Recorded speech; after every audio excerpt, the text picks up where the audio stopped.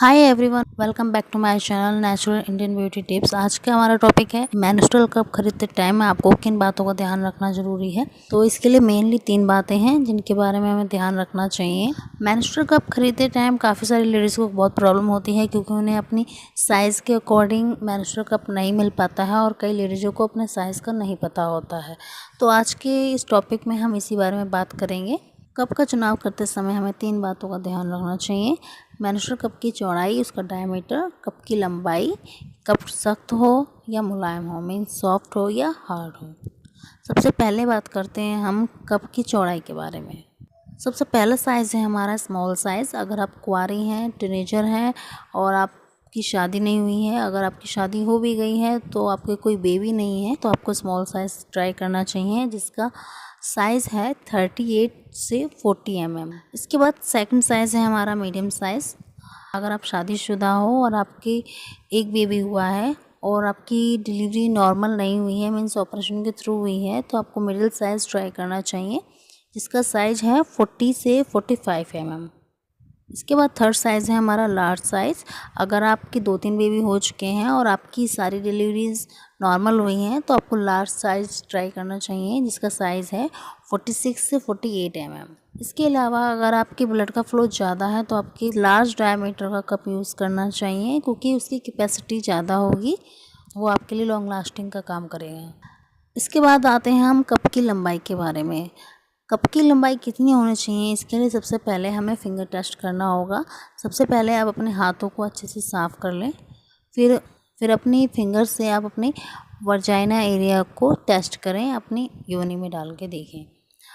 Finger में लो कर्विक्स, medium कर्विक्स और high कर्विक्स, ये 3 पॉइंट होते हैं। अगर आपकी थोड़ी फिंगर अंदर जाती है और आपको अंदर कुछ टच होता है तो आपको स्मॉल साइज़ ट्राई करना चाहिए।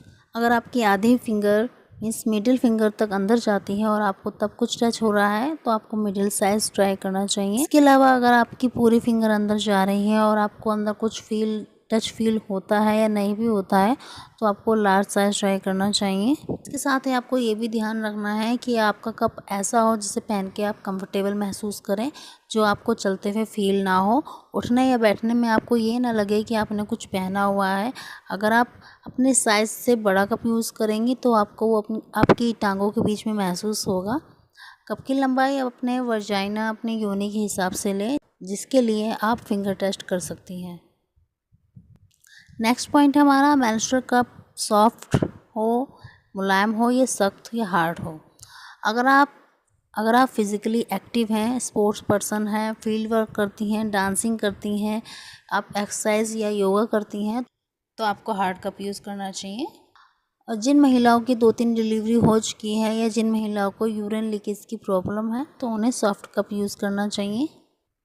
ऐसा इसलिए करना चाहिए क्योंकि उनकी मसल्स सॉफ्ट हैं, वो हार्ड कप को एक्सेप्ट नहीं कर पाएंगे और जिनकी मसल्स हार्ड हैं वो सॉफ्ट कप को एक्सेप्ट नहीं कर पाएंगे।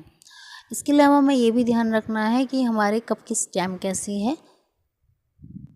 कप का चुनाव करते समय आप अपने कप की स्टेम का भी ध्यान रखें। आपके कप के ऊपर ग्रिप लाइन्स भी होनी ज़रूरी है क्योंकि कप के ऊपर ग्रिप लाइन्स होने से आप कप को अच्छे से पकड़ पाएंगे और निकाल पाएंगे। अगर आपके कप के ऊपर ग्रिप लाइन्स नहीं होगी तो कप को बाहर निकालने में आपको परेशानी होगी क्योंकि बिना ग्रिप लाइन्स के आप कप को सही से पकड़ नहीं पाएंगे। इसके अलावा अगर आपने बड़े साइज़ का कप ले लिया है तो आप उसकी स्टेम को काट के छोटा भी कर सकती हैं। ये कप आपके वजाना में किस तरह से फिट होगा इसे आप इस पिक्चर की हेल्प से देख सकती हैं। इसके साथ ही फ्रेंड्स, अगर आपको मेरा ये वीडियो पसंद आता है तो इसे लाइक करना ना भूलिएगा। साथ ही साथ सब्सक्राइब बटन दबा के बेल आइकन को भी ज़रूर प्रेस कीजिएगा। आप इसे अपने फ्रेंड सर्कल में शेयर भी कर सकते हैं।